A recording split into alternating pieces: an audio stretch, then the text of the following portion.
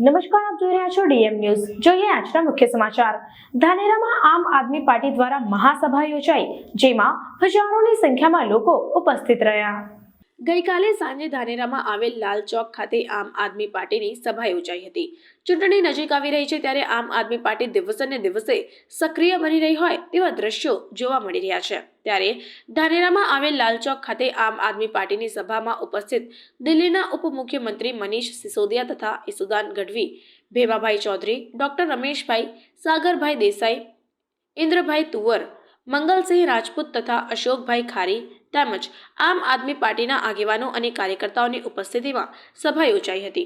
આ સભામાં મોટી સંખ્યામાં લોકો ઉપસ્થિત રહ્યા હતા અને ઈસુદાનભાઈ ગઢવીએ ગૌશાળા માટે આમ આદમી પાર્ટીની સરકાર બનશે તો ગૌશાળા માટે 500 કરોડ આપવાની જાહેરાત પણ કરી છે અને અરવિંદ કેજરીવાલે આપેલ ગેરંટીની પણ વાત કરવામાં આવી હતી। ભાજપ પર આકરા પ્રહારો પણ કરવામાં આવ્યા હતા। મનીષ સિસોદિયાએ પણ ભાજપ અને કોંગ્રેસને ભ્રષ્ટ સરકાર ગણાવી હતી અને આમ આદમી પાર્ટીની સરકાર બનાવવા લોકોને આહવાન કર્યું હતું।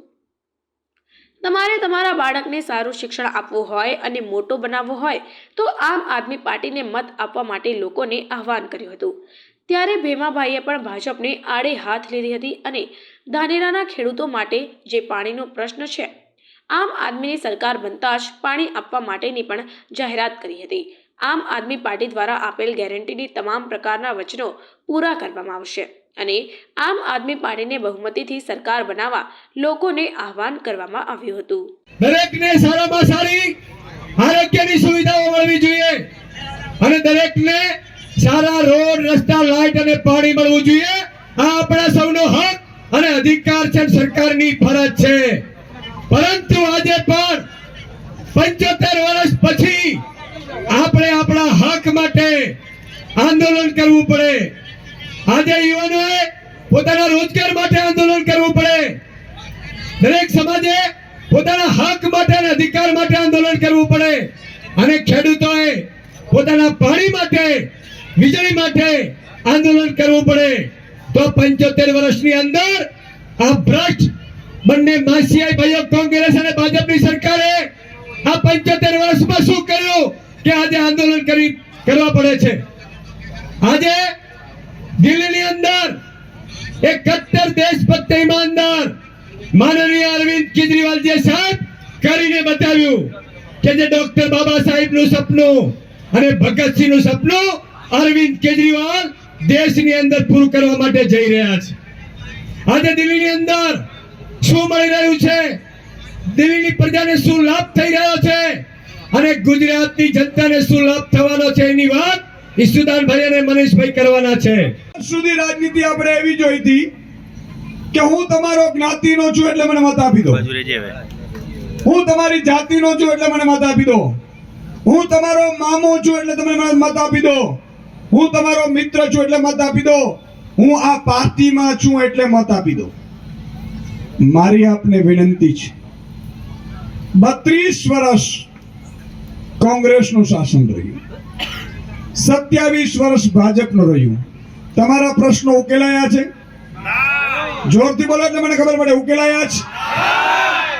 તમે વિચાર કરજો, રાજનીતિમાં અમારા જેવા શું કામ આવવું પડ્યું? મને જોતા હતા કે નહોતા જોતા ટીવીમાં? કેટલા લોકો જોતા હતા? હાથ ઊંચો કરે એટલે ખબર પડે, બધા જોતા હતા। કેજરીવાલ સાહેબ ઇન્કમ ટેક્સ કમિશનર હતા। આ બધાએ શું કામ રાજનીતિમાં આવવું પડ્યું કે ભાજપ કોંગ્રેસના નેતાઓ માત્ર ને માત્ર માલ બનાવવા માટે રાજનીતિમાં આવ્યા હતા ને એટલે એને બંધ કરવા માટે આપણે આવ્યા છે। બુચિયાઓની બૂચ મારવા માટે આવ્યા છે ને એટલે એની નાની યાદ આવી ગઈ છે અને એ કરી રહ્યા। તમે વિચાર કરો, દિલ્હીમાં ભાજપ અને કોંગ્રેસનું શાસન રહ્યું। અરવિંદજી જ્યારે આંદોલન કરી રહ્યા હતા એટલે ભાજપ કોંગ્રેસ વાળાએ શું કીધું ખબર છે? એમણે કીધું કે તમારામાં તાકાત હોય તો ચૂંટણી લડાવો, ચૂંટણી લડીને કરી બતાવો। ત્યારે અરવિંદજીએ એવું કીધું કે મારે રાજનીતિમાં આવવું નહોતું, પણ તમે ચેલેન્જ કરી છે તો હું ચૂંટણી પણ લડીશ, જનતાની વચ્ચે પણ જઈશ અને જનતાનો કામ કરીને પછી આ મૃત્યુ પામીશ આ ધરતી ઉપરથી। સાહેબ ભગવાન કૃષ્ણ આપણે મોકલા છે, માં ભગવતી અંબાએ આપણે મોકલા છે, અને મોકલ્યા છે શું કામ? એટલા માટે મોકલ્યા છે ધરતી ઉપર કે કંઈક સારું કરીને જાય. મને વિચાર આવે છે કે યાર 70-80 વર્ષની જિંદગી હશે બધાની, 100-200 વર્ષ તો કોઈ જીવતા નથી ને. કોઈ જીવે? કોઈ ભાજપનો નેતા નથી જીતતો, કોઈ કોંગ્રેસનો નથી જીતતો, કે કોઈ આમ આદમીનો જીવતો. બરોબર છે. મને એ નથી સમજાતું કે 50-60-70 વર્ષ ભગવાન આપ્યા છે મનુષ્ય અવતારમાં, એમાં પ્રજાની બૂચ ન મારવાની હોય, પ્રજા માટે મરી ખપવાનું હોય, એનું નામ નેતાગીરી કહેવાય. સાહેબ કરતા છે તારી આરોગ્ય સેવા ફ્રી છે ની મારી જવાબદારી છે. ભાજપના કાર્યકર્તાઓના દીકરા પણ અત્યારે સરકારી શાળામાં સારી રીતે ભણે છે અને અરવિંદ કેજરીવાલજીને આશીર્વાદ આપે છે. આ જો રાજનીતિ હોવી જોઈએ, આપણે ખરાબ હોવું જ ન જોઈએ. અને આટલું બધું કર્યા પછી ભાજપ વાળા શું કહે છે ખબર છે? આ તમે રેવડી વાંટો છો, રેવડી તો શ્રીલંકા જેવી હાલત થઈ જશે ગુજરાતમાં. આવું કહે છે ને? કહે છે ને? એને જવાબ આપજો. જો જવાબ આપવા માટે કહું છું કે અરવિંદ કેજરીવાલજીએ દિલ્હીમાં બધી વસ્તુ ફ્રી આપી છે, બધી, છતાંય દિલ્હીનું બજેટ, હિન્દુસ્તાનમાં દિલ્હી સરકારનું બજેટ એક એવું છે જે નફામાં ચાલે છે. 500 કરોડનું બજેટ જે કહ્યું છે ભાજપે એ નહીં આપી શકે.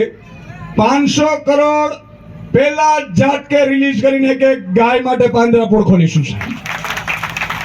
અને બીજી જરૂરિયાત પડશે તો મને ખબર છે, હું ગઢવીનો દીકરો છું, ડાયરાઓ કરીને પણ ફંડ ઊભું કરીને ગાયોને બચાવીશું, ગાયાના માટે પાંજરાપોળ ખોલીશું. તમામે ચિંતા કરવાની જરૂર નથી. પણ મારી વિનંતી છે, તમે ભાજપ કોંગ્રેસના કાર્યકર્તાઓ પાસે જાજો યાર. એ બિચારા બ્રહ્મા છે, એને પેલા રોજ ઇન્જેક્શન આપે છે વોટ્સએપ ઉપર કે અરવિંદ કેજરીવાલજી આવા છે, મનીષ સિસોદિયાજી આવા છે, ઈશુદાન ગઢવી આવા છે. મિત્રો તમે મને એમ કહો કે પેપર ફૂટ્યું તું કે નહોતું ફૂટ્યું? 10 પેપર ફૂટ્યા કે ન ફૂટ્યા? 4000 યુનિટ ઈ વીજળી ફ્રી લે છે અને ભાજપના નાના કાર્યકર્તાને 300 યુનિટ વીજળી ફ્રી આપવી હોય તો એના પેટમાં દુખે છે. આવા અધ્યક્ષને જવાબ આપવો જોઈએ કે ના આપવો જોઈએ? મિત્રો, સારામાં સારી તમારા ગામમાં, તાલુકામાં, જિલ્લામાં સ્કૂલ હશે અને ઇંગ્લિશ મીડિયમની પણ સ્કૂલો ચાલુ કરીશું ને તમારો બાળક કડકડાટ ઇંગ્લિશ બોલશે, એની જવાબદારી લઈએ છીએ. ભાજપ તારી છેલ્લી દિવાળી, આ છેલ્લી દિવાળી છે એટલે આ જે પાક આવશે એની આપણે ગેરંટી નથી લેતા, કારણ કે ભાજપનો રાજ છે. પણ આવતો ચોમાસું જો આમ આદમી પાર્ટીની 1.5 મહિના પછી તમે ઝાડુ ઉપર, સાવણા ઉપર મત કરી બીજા 100 લોકોને મતદાન કરાવી અને જો સરકાર બનાવશો તો હું જાહેરાત કરું છું અહીંથી ધાનેરાથી કે 1.5 વર્ષની અંદર તમારા ખેતરમાં પાણી પણ પહોંચશે, 12 કલાક વીજળી પણ મળશે અને 5 પાક પૂરેપૂરું પોષણક્ષમ ભાવ આપવાની જવાબદારી આપણી છે. આ માનીને ચાલજો સાહેબ. એટલું નહીં, ઘણા લોકો આવશે, ભાજપ વાળા મિત્રો છે, એને ઘરે જાજો તમે સમજાવવા. ભાજપને જે આ લોકોએ ભરમાવી દીધું, બિચારા વોટ્સઅપ યુનિવર્સિટી નભે છે. આમ જુઓ કે ઓહો ઈશુદાનભાઈ તો આવા છે, મત આપવું છે બિચારાને. બધાને કહેવાનું ઘરે ઘરે જઈને, જો ભાજપને મત આપશો તો કઈ મળશે નહીં, કોંગ્રેસને મત આપશો તો કઈ મળશે નહીં, વેચાઈ જશે. પણ જો આમ આદમીને મત આપશો તો એને કહેજો કે 1 માર્ચથી, બરોબર યાદ રાખજો, વિડિયો રેકોર્ડિંગ કરી લેજો, આ બધા પબ્લિકમાં ફેરવતા રહેજો વિડિયો પાછા. 1 માર્ચથી તમારું વીજળી બિલ 0 આવશે ની ગેરંટી લઈએ છે મિત્રો. કોને વીજળી બિલ 0 જોઈએ છે? હાથ ઊંચો કરો. બધા જોઈએ છે ને? જો ભાજપ કોંગ્રેસને આપશો, ભાજપના કાર્યકર્તાઓને કહું છું, મેં કીધું પ્લાસ્ટિક ના પૈડા બાકી છે. જે રીતે મારી માતા બહેનોને લૂંટી છે, જે રીતે મારા ખેડૂતોને લૂંટ્યા છે, જે રીતે વેપારીઓને ડરાવ્યા, ધમકાવ્યા છે, સાહેબ તમને તો પ્લાસ્ટિક ના પડવા જોઈએ. સાચું કે નહીં મિત્રો? તો અરવિંદજીએ નક્કી કર્યું ત્યારે કોંગ્રેસ વાળાની સત્તા હતી, ભાજપ વાળા 32 ધારાસભ્યો સાથે આગળ આવી ગયા. એમણે નક્કી કર્યું કે આ વીજળી ફ્રી નો આપી શકાય. દિલ્હી વીજળી ઉત્પાદન નથી કરતું. અરવિંદજીએ કીધું કે તમારો ચિંતાનો વિષય નથી, સત્તા મને પ્રજા આપશે तो हूँ प्रजा ने मफत आपीश. सरकार और आम आदमी पार्टी के सीनियर लीडर और पूरे गुजरात के किसानों की आवाज भाई यशोदान गढ़वी जी, डिस्ट्रिक्ट के और विधानसभा के सभी कार्यकर्ता साथी, सभी लीडर, यहाँ पर उपस्थित सभी कार्यकर्ता साथी, साथियों बहुत अच्छा लग रहा है यहाँ देख के. आज गुजरात की जनता भारतीय जनता पार्टी से ऊब गई है 27 साल में. अब गुजरात की जनता बीजेपी से मुक्ति चाहती है. अब बीजेपी मुक्त गुजरात चाहती है गुजरात की जनता. बहुत हो गया 27 साल, बहुत हो गए 27 साल की बीजेपी की सरकार. अब गुजरात बस परिवर्तन चाहता है. चाहते थे लेकिन पहले कोई विकल्प नहीं था. आज यहां बैठी टीम, इधर बैठी टीम और साथ साथ यशोदान गढ़वी जी, भीमा जी जैसे, गोपाल इटालिया जी जैसे साथी, और सिर्फ इतना नहीं, इन सब के ऊपर अरविंद केजरीवाल जी जैसे लीडर आ गए हैं. इसलिए अब तो परिवर्तन होकर रहेगा. ऐसा परिवर्तन होकर रहेगा. अभी तक लोग इंतजार कर रहे थे कि कोई तो आए जो कहे कि स्कूल ठीक हो सकते हैं, कोई तो आए जो कहे कि सरकारी अस्पताल ठीक हो सकते हैं, कोई तो आए जो कहे कि प्राइवेट स्कूलों की फीस भी कम करवाई जा सकती है, कोई तो आए जो कहे कि बिजली के बिल भी जीरो हो सकते हैं.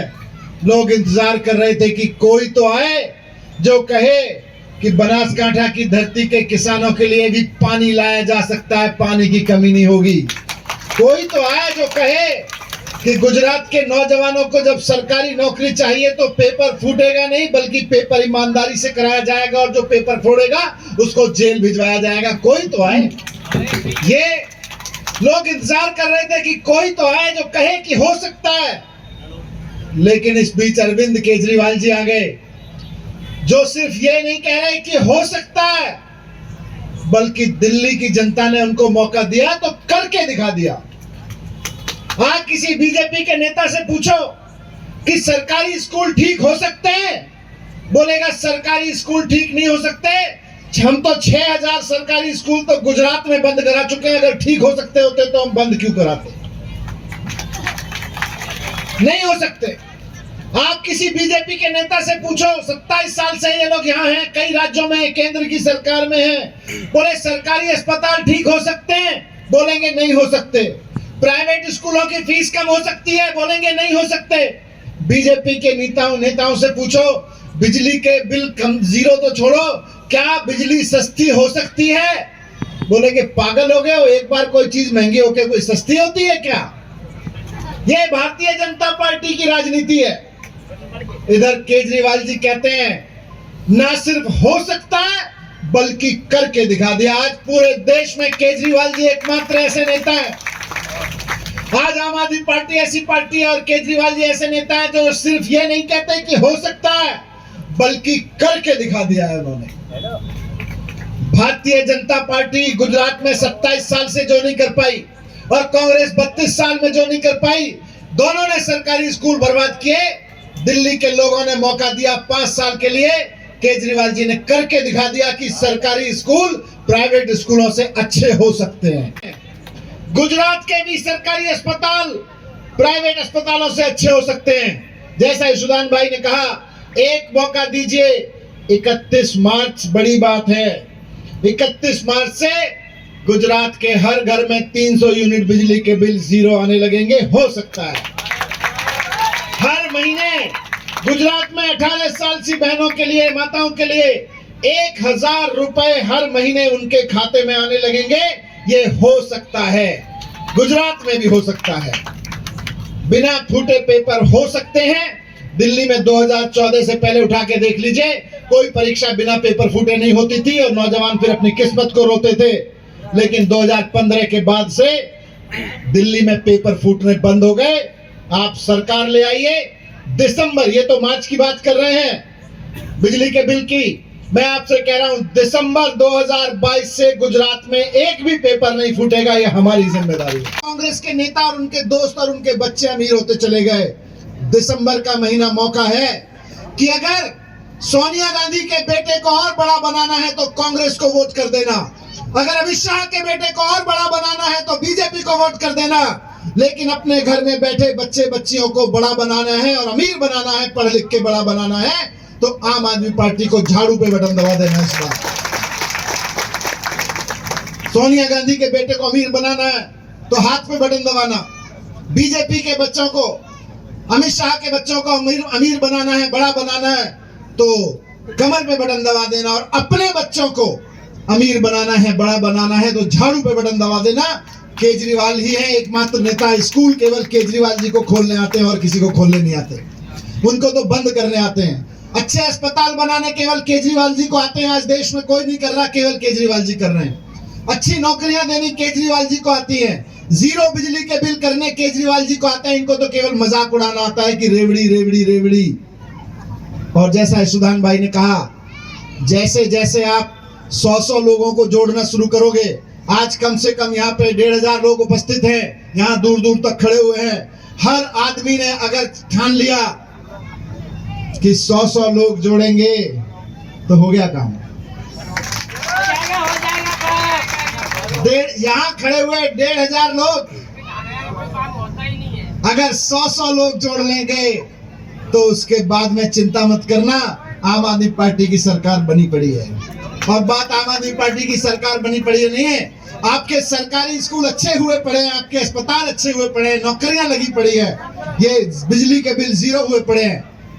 लेकिन जैसे जैसे आप लोगों को जोड़ने का काम शुरू करोगे, भारतीय जनता पार्टी वालों का एक डिपार्टमेंट होता है, उनकी एक खास सेल होती है कमलम में, डर्टी ट्रिक्स डिपार्टमेंट कहते हैं अंग्रेजी में, गंदी हरकत करने वाला डिपार्टमेंट बोलते हैं। वो शोर मचाना शुरू करेंगे, देखो ये यशोदान भाई तो बहुत गड़बड़ आदमी है, ये भीमा भाई बड़े गड़बड़ आदमी है, डॉक्टर रमेश बड़े गड़बड़ आदमी है।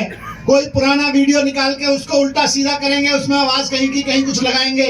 आज अभी आप लोगों ने तलवार भेंट की ना यहाँ पे यशोदान भाई को, उसी तलवार का कहीं ऊपर नीचे व्हाट्सएप में फोटोशॉप में फोटो करके बोलेंगे देखो यशोदान भाई तो तलवार चलाने वाला आदमी है, तो गला काटने की बात कर रहा था। कुछ भी बोल सकते हैं, कहने में क्या जाता है। झूठ और फरेबी की इनकी फैक्ट्री अब शुरू होगी और हमारे खिलाफ, इनके खिलाफ, सबके खिलाफ झूठ और मक्कारी के भरे हुए बयान आने शुरू होंगे। लेकिन आप भाजपा के नेताओं से और कार्यकर्ताओं से जब वो आए इनके बारे में, मेरे बारे में, केजरीवाल जी के बारे में कोई झूठ लेने, तो केवल एक बात पूछ लेना, स्कूल बनाओगे कि नहीं बनाओगे, अस्पताल बनाओगे कि नहीं बनाओगे, 1000 रुपए दोगे कि नहीं दोगे, नौकरियां दोगे कि नहीं दोगे। इनके झूठ पे नहीं, इस बार सच पे साथ देना।